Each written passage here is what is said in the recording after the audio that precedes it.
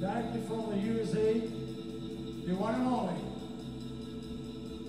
After winning the second place in the International Blues Challenge, Mr. Jose Ramirez.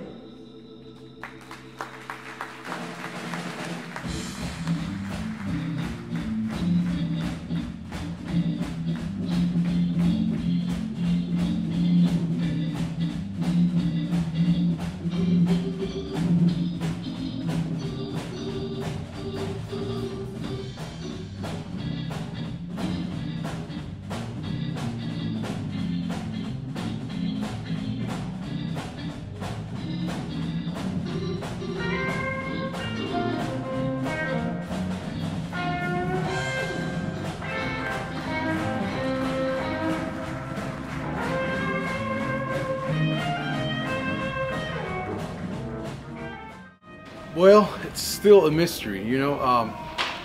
It was always my dream to become a blues musician since I was a kid growing up in Costa Rica. But I soon found out that Costa Rica was a difficult country to accomplish that. So my father always told me, well, you're a big fish in a small pond, you know. You have to move to the States where it's a big pond, it's a big ocean with big fish, you know. Or bigger fish. So you can learn more and you can get more experience and get better. And after many years of trying to become a blues musician in Costa Rica, I finally decided to move to the United States about 6 years ago. Mm-hmm. And since I did, it really was the best decision I could have taken in my life. And it was a leap of faith, but it's been crazy. It's been a roller coaster, and I'm super thankful for all the recent success and all the support people show wherever and whenever I play a show.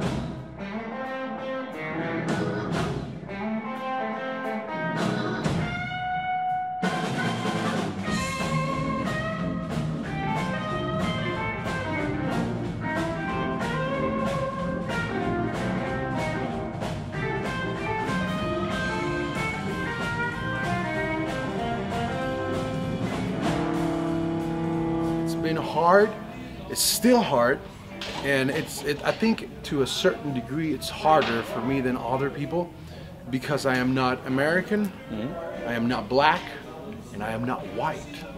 So you have to fight with all of those standards or preconceptions that people have. So in order for you to enter the industry of the blues in the US, you just have to be good, because if you are not black, white, or American, it's really rough. There's a lot of competition, and there's a lot of, there's a lot of cliques, you know, and it's hard to get into those cliques. And if you show your talent and you show you're a hard-working musician and you take it seriously, little by little they kind of start opening doors for you. But it's been difficult. Still today it's difficult, but I'm not stopping, you know. I'm just gonna keep pushing.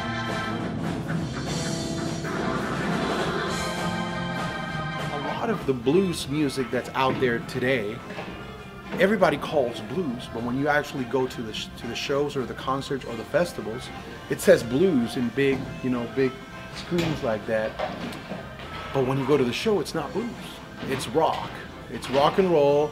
It's rock/blues, and everybody calls it blues. So nowadays it's very easy to call something blues, but when you listen to it, when you go experience it, it's really not.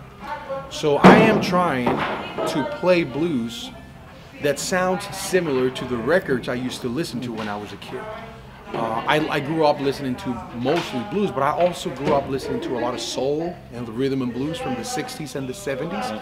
So that sound is gone. I go to shows in the States myself, I go to festivals, and I don't hear it anymore.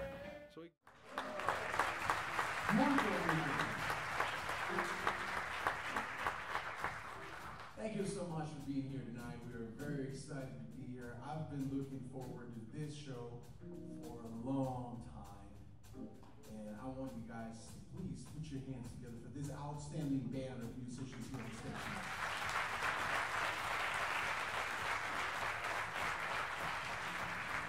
And I go to clubs, I go to festivals, and it's hard to find the real thing nowadays.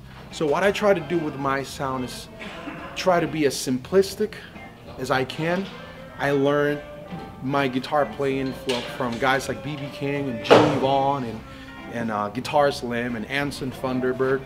So these guys are very simplistic guitar players, but they will punch you with 1 or 2 notes. They don't need 20 or 25 notes, you know.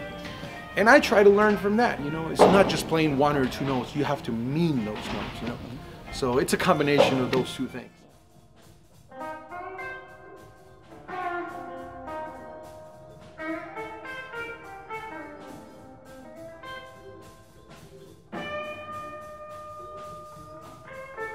So it is true, you know. It's unfortunate because other countries like Argentina, I know great musicians from Argentina, I know great musicians from Spain, I know great musicians from Portugal.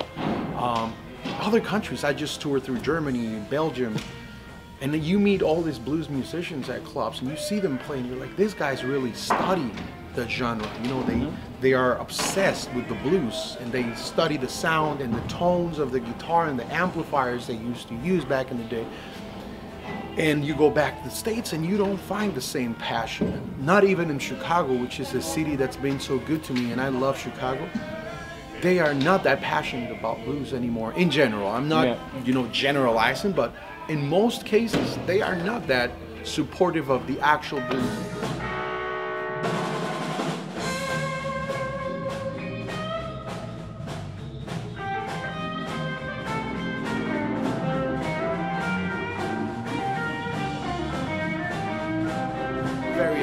Very excited about February 2022. It's my brand new album is going to be released by Delmark Records in Chicago, which is the longest running blues label in the United States. I think they have like 65 years old.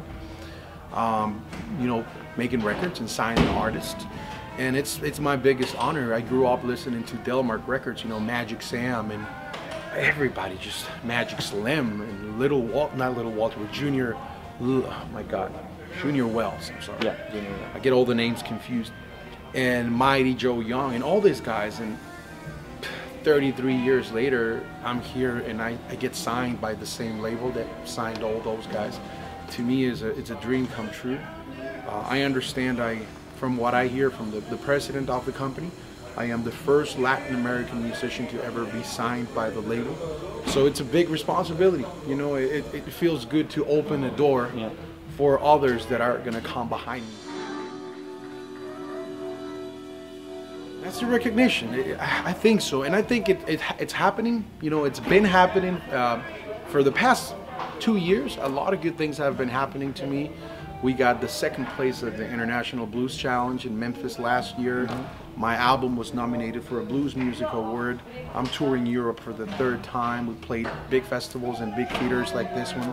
So big things are happening and important things are happening. That means recognition, and it feels good, and it makes me just want to keep working hard, you know.